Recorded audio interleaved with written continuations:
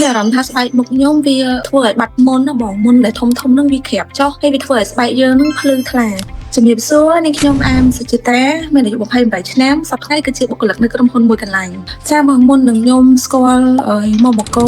collagen ខ្ញុំមានបញ្ហាស្បែកខ្មៅស្អាប់មុខមុនអាឡែស៊ីនិយាយទៅអ្នកដែលធ្លាប់ស្គាល់ខ្ញុំមួយចំនួនគាត់ដឹងថាពីមុនខ្ញុំស្បែកមុខបែបណាឬក៏ស្បែកខ្លួនបែបណាដែរបញ្ហាហ្នឹងសំខាន់ខ្ញុំរយៈពេល5-6ឆ្នាំហើយបងពេលខ្ញុំស្គាល់ Marine Collagen គឺតាម Facebook page គេផុសបងខ្ញុំឃើញគេល្បីអញ្ចឹងទៅក៏ខ្ញុំចង់សាកដែរបងបន្ទាប់ពីខ្ញុំប្រើ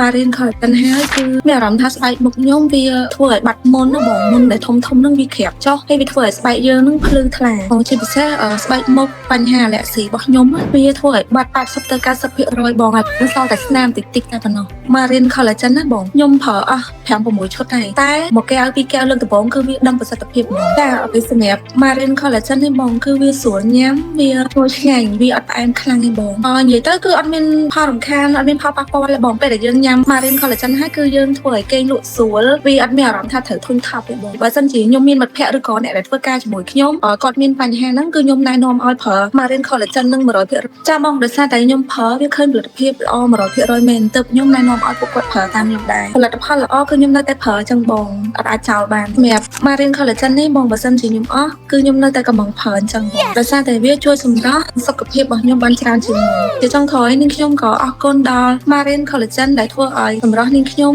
ស្អាតក្មេងជាងវ័យអរគុណ Marine Collagen មិត្តនារីដែលចង់បានសម្រស់ក្មេងជាងវ័យត្រូវញ៉ាំ Momoko Collagen សកាត្រីសមុទ្រទឹកជ្រៅ